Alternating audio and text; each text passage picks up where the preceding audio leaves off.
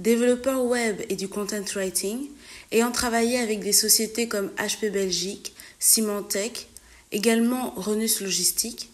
Très actif dans le milieu associatif et du militantisme politique, M. Rafaou Oumarou nous parle des ordinateurs offerts aux étudiants ainsi que de son militantisme au sein de la société civile. Bienvenue sur la chaîne africaine Vision 4, Rafaou Oumarou. Nous sommes à quelques 30 km de la ville de Valenciennes. Au Cameroun, les ordinateurs portables ont été offerts aux étudiants par le chef de l'État. Et ces ordinateurs n'ont pas été appréciés à leur juste valeur. En tant que spécialiste des technologies et de la communication, que pensez-vous et que pourrez-vous nous dire pourquoi ces ordinateurs n'ont pas été appréciés à leur juste valeur? Et cette incompréhension qui a sémé du doute au niveau des étudiants. Oui, bonjour, merci de m'accueillir sur votre chaîne. C'est un vrai bonheur de participer à l'émission Vue de la diaspora. Alors, effectivement, le projet PBHEV, qui, si j'ai bonne mémoire, c'est Paul Biya High Education Vision, a soulevé beaucoup de polémiques. La première raison, à mon sens, c'est la politique. Quand je dis politique, je veux dire ici franchement, expressément politique dans le sens péjoratif du terme. Politique dans laquelle tout ce que fait l'autre camp est utilisé comme une chicotte pour le fouetter et toute proposition qui vient de l'opposition est par définition mauvaise. En réalité, il y a beaucoup de choses à critiquer sur ce projet. Expressément, je mets le côté politique de côté. Donc moi, je parle ici en tant qu'informaticien et citoyen et quelqu'un qui regarde le projet. Maintenant, l'idée globale de donner un ordinateur dans le cadre d'un projet à chaque étudiant dans un pays au niveau que nous connaissons, c'est une très bonne idée, c'est une nécessité qui a été faite dans d'autres pays, en Flandre, ici en Belgique, en France, en Allemagne. Il y a des étudiants qui peuvent s'offrir des ordinateurs, il y en a qui ne peuvent pas. Au Cameroun, c'est presque tout le monde qui ne peut pas. Et donc, de là, l'idée de donner un ordinateur est une bonne idée. Maintenant, quand on prend cette idée de donner un ordinateur, on l'intègre dans un projet avec centre multimédia, installation d'infrastructures Wi-Fi sur le campus, numérisation, utilisation du cloud, ça devient pour moi en fait une vision, une très bonne vision, un très bon projet pour le système éducatif camerounais. Dans la mesure où l'État investit dans les enseignants, l'État investit les bâtiments, etc. Pourquoi il ne peut pas investir dans l'informatique qui amène les gens au XXIe siècle? Ça, c'est le premier point.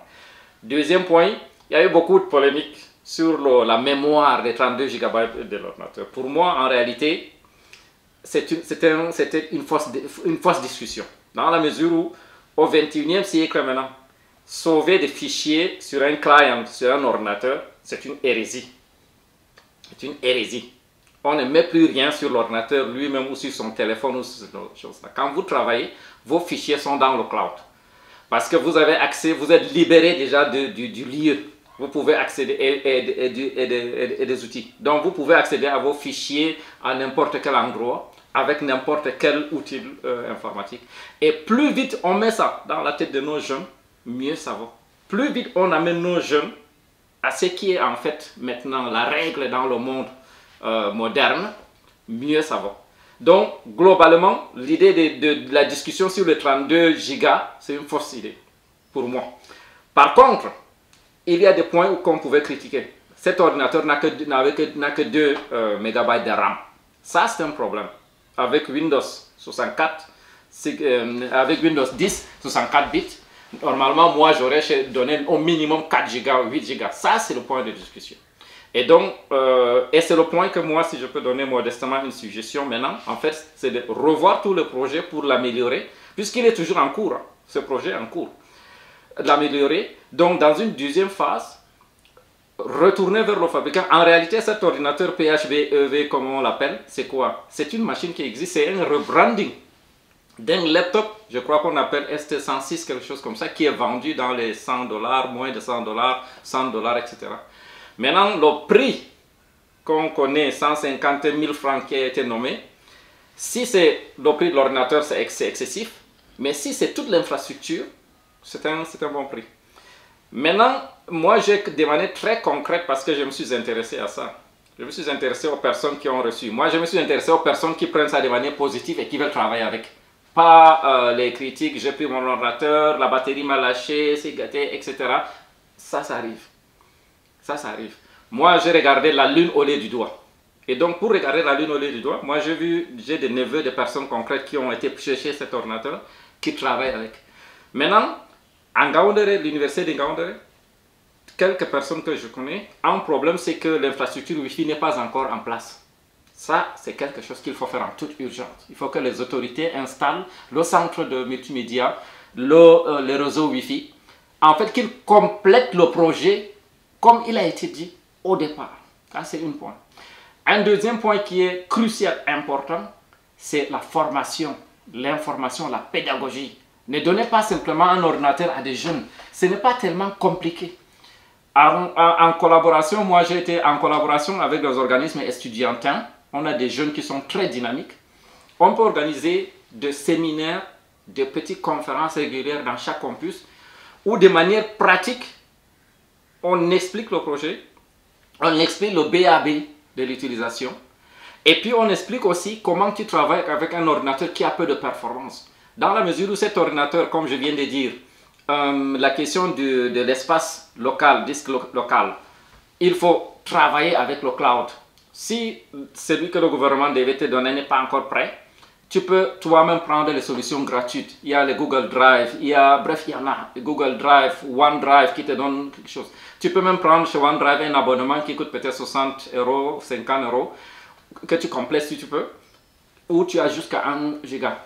La question du réseau lui-même, mais surtout comment gérer la performance de ton ordinateur. N'ouvre pas trop de programmes à la fois, n'installe pas trop de choses à la fois, etc. C'est des choses basiques qu'on peut expliquer, de sorte que le jeune, non seulement il peut utiliser cet outil qu'on lui a donné pour travailler, mais aussi il gagne en compétences dans sa vie et dans sa vie professionnelle future. Donc pour moi, pour résumer, ce projet, il y a autant de critiques qu'on peut faire, ok? D'autant plus que moi, politiquement, je fais plutôt partie de l'opposition et donc normalement mon travail c'est de critiquer. Donc on peut critiquer. Mais ce que je pense, c'est qu'il faut prendre ce projet-là, regarder la lune et pas le doigt, et puis maintenant travailler avec les organisations estudiantines, les impliquer, faire des petites formations pédagogiques et leur apprendre à utiliser cet outil.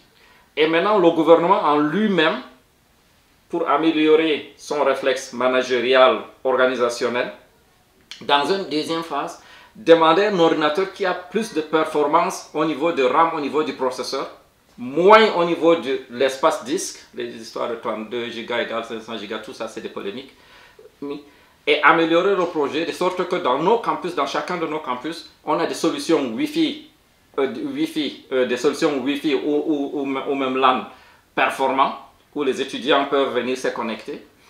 On leur apprend à utiliser le cloud, on leur apprend à utiliser l'ordinateur, on leur apprend à faire un peu de l'hygiène, à nettoyer cet ordinateur-là, à l'utiliser de manière sécurité, respecter la question de la sécurité informatique, etc. Donc pour moi, en réalité, ce projet, globalement, c'est un bon projet. Il y a des critiques managériales, il y a des critiques économiques, il y a des critiques techniques qu'on peut faire. Il faut maintenant faire ces critiques-là et que les responsables prennent les critiques de manière constructive et que les gens se donnent la main pour en faire plutôt un outil qui amène nos campus et nos étudiants au XXIe siècle.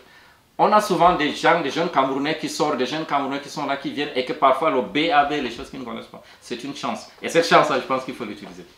Voilà. Et macroéconomiste hétérodoxe du développement, professeur à l'Université catholique de Louvain en Belgique, chercheur associé au Centre tricontinental, évaluateur certifié des politiques publiques, écrivain et directeur du Centre de recherche interdisciplinaire démocratique, institution et subjectivité au sein de l'Université catholique de Louvain, le professeur Thierry Amougou parle de l'industrialisation au Cameroun.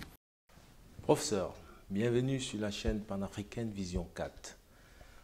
Professeur, les politiques économiques sont pensées pour le bien-être des populations. Comment faire pour que le panier des ménages au Cameroun reflète les chiffres de la croissance économique? Bien. Concernant la croissance économique et le panier de la ménagère, il faut déjà dire aux gens que lorsqu'on parle de croissance, on parle de quoi? Lorsqu'on parle de croissance, on parle de l'augmentation en longue période d'un indicateur de dimension. C'est-à-dire ça peut être l'inflation, ça peut être l'investissement, ça peut être la consommation. Et pour la croissance, généralement, on parle du PIB. Et le PIB dans un pays, c'est la somme des valeurs ajoutées. C'est-à-dire, si vous êtes dans une économie camerounaise avec N secteurs qui produisent des choses, chaque secteur, chaque année, dégage un surplus qu'on appelle la valeur ajoutée. Petit exemple, si je suis un menuisier et moi j'achète du bois chez quelqu'un qui est forestier, lorsqu'il abat ce bois, je l'achète à 1000 francs. Je fabrique mes meubles et je les vends à 1500. Ça veut dire que j'ai ajouté 500 à la valeur du bois. Ça veut dire que si j'étais un secteur, ma valeur ajoutée, c'est-à-dire ma contribution à l'économie camerounaise, serait de 500. Le bois coûte 1000 francs au départ. Comme j'ai ajouté de la valeur en faisant du mobilier, le mobilier coûte désormais 1500. Donc, lorsqu'on parle donc de la valeur ajoutée, c'est quoi? C'est la différence entre le chiffre d'affaires et le coût de production. Voilà. C'est-à-dire le chiffre d'affaires, j'ai enlevé le coût de production, ce que je dégage devient donc la valeur ajoutée. Et on additionne donc toutes les valeurs ajoutées de tous les secteurs et on obtient la croissance. Et cette croissance-là, il faut le dire aux gens, ne s'occupe pas des problèmes de répartition. La croissance nous dit quoi? La croissance nous dit qu'un pays comme le Cameroun a produit 10 régimes de bananes en 2021. Point. Elle ne nous dit pas, est-ce que ce sont des régimes de bananes de bonne qualité? Elle ne nous dit pas, est-ce que tout le monde a eu une banane? Elle ne nous dit pas, est-ce que la méthode productive a pollué l'environnement?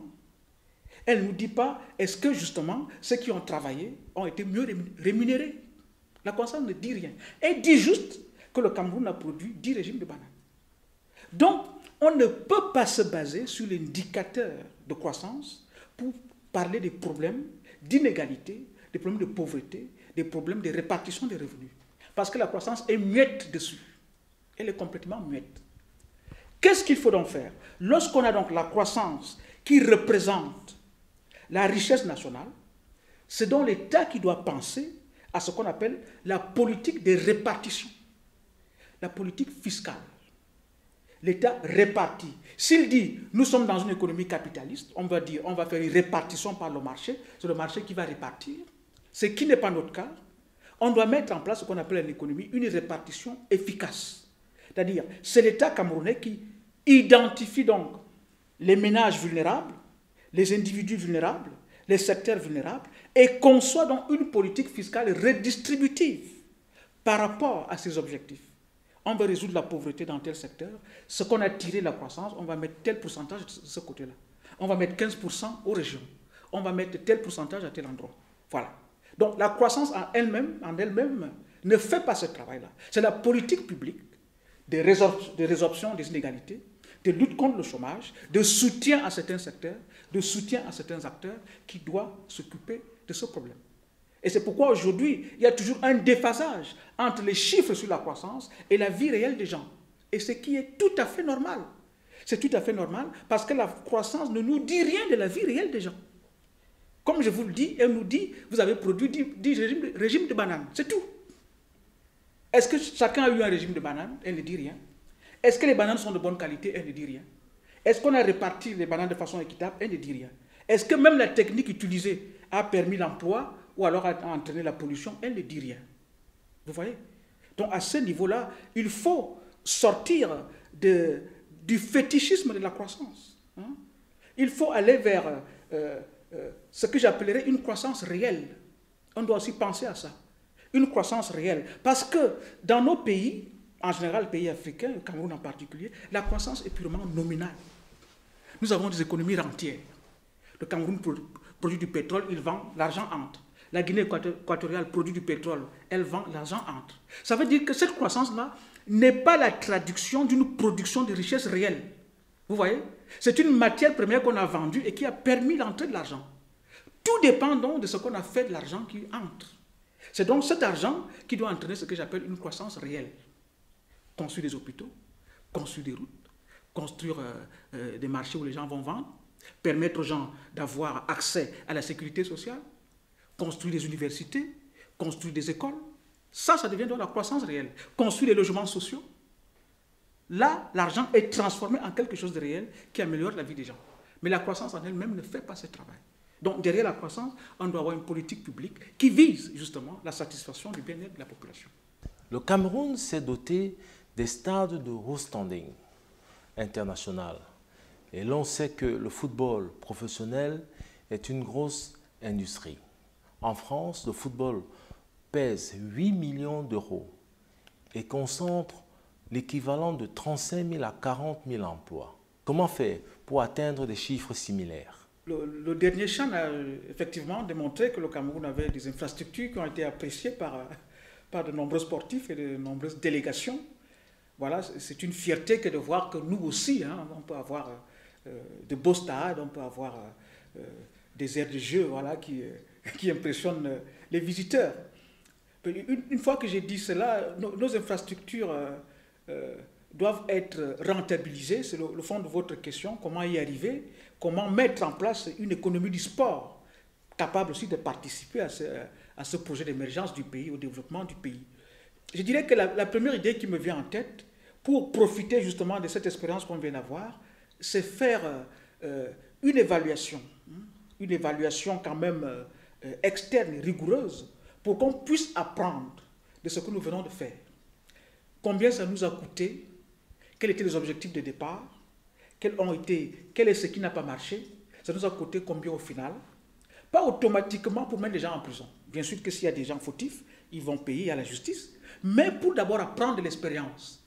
Le pays doit apprendre l'expérience et savoir que si j'ai encore à me déployer dans de tels projets, je dois éviter telle chose et telle chose. L'évaluation sert à ça. C'est une réflexivité critique sur le pays lui-même qui regarde ce qu'il a réalisé et comment il aurait pu mieux le réaliser. Ça, c'est un premier aspect. Deuxième aspect, concernant ces infrastructures doivent être rentabilisées.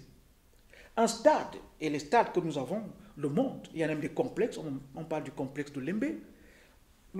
Les stades doivent être rentabilisés comment? Parce qu'il y a toute une économie du sport, toute une économie de la culture, toute une économie sur l'événementiel qui doit impliquer ces stades. Si les gens veulent organiser des conférences internationales, il y a des salles de conférences dans ces stades. Ça doit être loué. Si les gens veulent organiser, je ne sais, des mariages, des concerts, du théâtre, ces stades-là peuvent être mis en contribution et bien sûr donc avoir des rentrées d'argent. Si les gens veulent organiser des congrès, si les gens veulent louer des hôtels lors des congrès, si les gens veulent inviter des équipes pour des tournois, ces stades-là peuvent être loués. Donc il faut toute une administration du stade qui s'occupe de cette économie du stade. Et le stade doit être lui-même une entreprise qui produit de l'argent. Et là, le Cameroun sera capable de rentrer dans ces fonds, et non seulement de rentrer dans ces fonds, mais de soutenir aussi son sport. Mais comment est-ce qu'il va soutenir son sport? Il lui faut, pour que notre sport puisse bénéficier de cette infrastructure, il nous faut une politique sportive claire. Quel est le projet sportif du Cameroun? Si on prend seulement l'exemple du football, comment est-ce qu'on forme les footballeurs depuis les minimes, aux juniors, aux seniors? Quels sont les liens entre justement la direction technique et les clubs? Comment est-ce que les clubs sont reliés justement donc à la FECAFOOT? Comment est-ce que les coopérations s'installent entre la FECAFOOT et l'extérieur? Quel est le style de jeu qui correspond au type de joueurs que nous avons? Il est quand même aujourd'hui curieux de constater que le Cameroun n'a pas encore une politique sportive claire, si on ne prend que du football. Chaque fois que nos équipes jouent, on a l'impression que bon, on espère qu'un but sera marqué. C'est-à-dire qu'on n'a pas imprimé un style. Les pays ont des styles. Quand tu vois les Allemands jouer, tu vois un style. Quand tu vois les Français jouer, tu vois un style. Et ça commence depuis l'école, depuis une pensée. Nous, on a des joueurs d'une certaine caractéristique. Voici le style de jeu avec lequel on a souvent gagné. Et c'est ce style-là qu'on inculque à nos joueurs. Donc, vous voyez, on ne peut bénéficier de ces infrastructures-là que si, premièrement, on a fait des unités économiques qui produisent de l'argent, elles-mêmes, si on a fait des infrastructures qui permettent à une politique sportive d'atteindre donc de meilleurs résultats.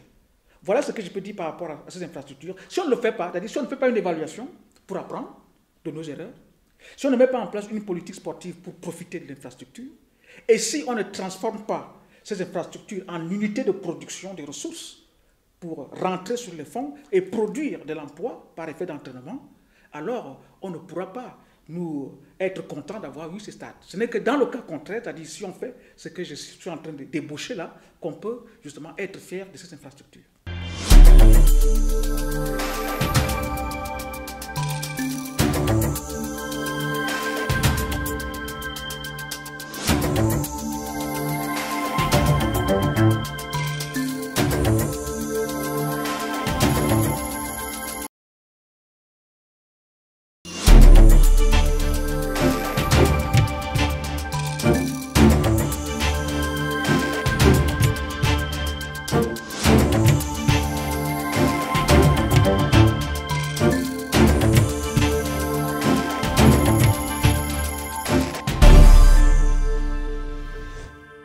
Ambassadeur de la province de Liège via le service des relations extérieures de la province, directeur de Youth of Understanding, centre d'échanges éducatifs internationaux, consultant indépendant en management d'entreprise et accompagnement d'entrepreneurs de PME, Monsieur Rostand Thiele nous parle de sa vision diasporique du développement régional au Cameroun.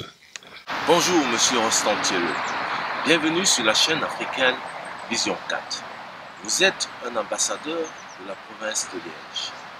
Quel est votre rôle en tant qu'ambassadeur de la province de Liège? Bonjour, en tout cas merci de m'avoir invité sur votre chaîne. Je profite aussi pour saluer vos téléspectateurs et encore félicite et encourage votre travail. Pour répondre simplement à votre question, je vais d'abord vous dire que c'était un honneur pour moi d'avoir été choisi comme ambassadeur de la province de Liège. Et je remercie ici, via votre média, la députée provinciale Katifiké qui m'avait fait ce privilège. Notre rôle, c'est quoi? On a trois actions principales, je dirais. Premièrement, c'est de pouvoir simplement, pour parler en français simple, vanter un petit peu la province de Liège à l'extérieur, en parler, assurer son rayonnement à l'extérieur. Ça, c'est une première mission. Une deuxième mission, c'est de créer les liens, de garder un petit peu ce lien entre les Liégeois qui soient à l'étranger ou bien des Liégeois qui soient ici hors de la province, d'essayer de garder un peu les liens entre eux, de se rappeler les bonnes choses et de créer comme ça une dynamique, un côté positif un petit peu d'être de la province. Et puis, un dernier point qui n'est pas non plus inintéressant, pourquoi pas attirer les investisseurs ici en province de Liège et pourquoi pas vanter aussi les mérites de nos universités aux étudiants internationaux et pourquoi pas non plus ici ouvrir Liège comme capitale culturelle dans tout ce que nous entreprenons. Et je pense que c'est quelque chose qui n'est pas non plus non négligeable. Voilà. Vous avez une vision diasporique du développement régional au Cameroun. Quelles sont les actions que vous menez sur le terrain? Oui, ça c'est une question qui est un très très grand chantier.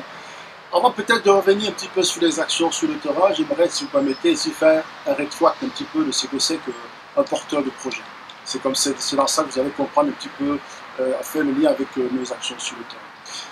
La première chose, c'est que quand même, il faut se rendre compte des chiffres. C'est-à-dire, première chose, si je peux parler par exemple de la diaspora camerounaise, si on va sur le site du ministère des Affaires étrangères, on se rend compte qu'ils estiment à plus ou moins 1 500 000 la diaspora camerounaise à l'étranger. Et ici en Belgique, quand on va sur le site de l'ambassade de Belgique, le chiffre avancé de 12 000, je dirais plutôt 15 000, plus ou moins. Mais dans ces 15 000, qu'est-ce qu'on met? On met un peu de tout là-dedans. Donc voilà un petit peu, pour donner un petit peu la force que représente la diaspora. De cette force-là maintenant, il faut essayer de voir comment est-ce qu'elle est organisée. Donc c'est en ça qu'on comprendra tout de suite les actions que nous menons. Donc cette diaspora est diverse, et, enfin je vais dire plurielle, elle est organisée différemment. Et nous nous inscrivons un petit peu dans cette diversité-là. Et en prenant conscience un petit peu de notre rôle que nous sommes comme diaspora, on a voulu un petit peu faire ce travail, un petit peu cette introspection. Et deuxième chose quand même très importante avant de revenir encore sur les actions, je vous dirais quand même qu'il faut aussi voir quels sont les axes sur lesquels la diaspora peut intervenir au Cameroun ou même dans les régions en fonction un petit peu des volontés de chacun. Et on peut se rendre compte que c'est dans plusieurs axes, que ce soit éducation, santé, les infrastructures, les écoles, les foyers culturels, les églises, enfin, et j'en passe. Donc, identifier un peu tous ces chantiers-là et attirer un petit peu les régions à prendre ça en main, parce que vous savez que la loi sur la décentralisation donne et donnera, ou peut-être même beaucoup de poids aux régions et les responsabilisera un peu plus. Et je pense que c'est une occasion, une opportunité pour eux de créer des partenariats avec la diaspora pour les aider à développer comme ça, à libérer les forces vives des régions et ensuite assurer un petit peu de développement de la région, accompagner la diaspora qui ne demande que ça. Pourquoi est-ce que la diaspora ne demande que ça? Vous me direz. Je dirais simplement qu'il y a aussi plusieurs raisons. Quand on a diaspora, on a besoin un petit peu de donner un sens à son expatriation. Donc pour certains, ça peut être l'ego, par exemple. Pour certains, ça peut être simplement de l'altruisme, aider son prochain. Pour certains, ça pourrait peut-être mécanique, de dire voilà, je suis croyant, Dieu a dit qu'il faut aider mes compatriotes, je vais les aider. Mais pour certains, je dirais beaucoup plus traditionnel, peut-être. C'est de dire voilà, bon, dans nos traditions à nous, la solidarité, c'est un maître mot. Toutes ces composantes-là ne sont pas à exclure. Il faut en tenir compte. Donc, je dis, cette diaspora, quelle qu'elle soit, a au moins l'une de ses motivations dans ses envies de le faire. Mais une fois qu'on a fait ça, et c'est ce que nous avons fait, on a créé vraiment une structure, je dirais plutôt un agrégat qui nous permettrait alors de mettre et de légaliser notre structure ici en Belgique pour pouvoir travailler de manière structurée. Parce qu'une des erreurs qu'il ne faut pas faire en tant que diaspora, c'est d'être dans un pays et de fonctionner comme ce pays n'a pas de loi, comme ce pays n'a pas de règles.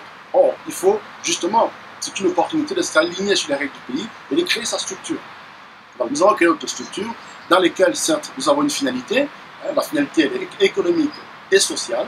Économique, pourquoi? Parce qu'on aide aussi les entreprises à se développer, on aide les entreprises à faire des partenariats ici en Belgique.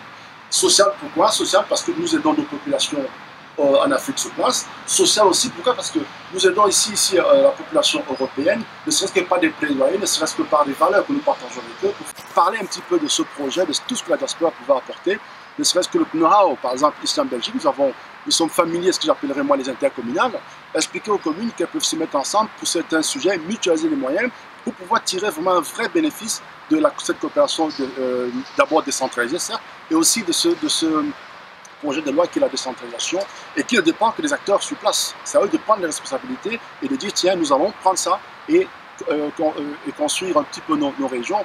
Et je peux leur dire tout de suite que ne prenez pas de faux esprits ni de faux fuyants.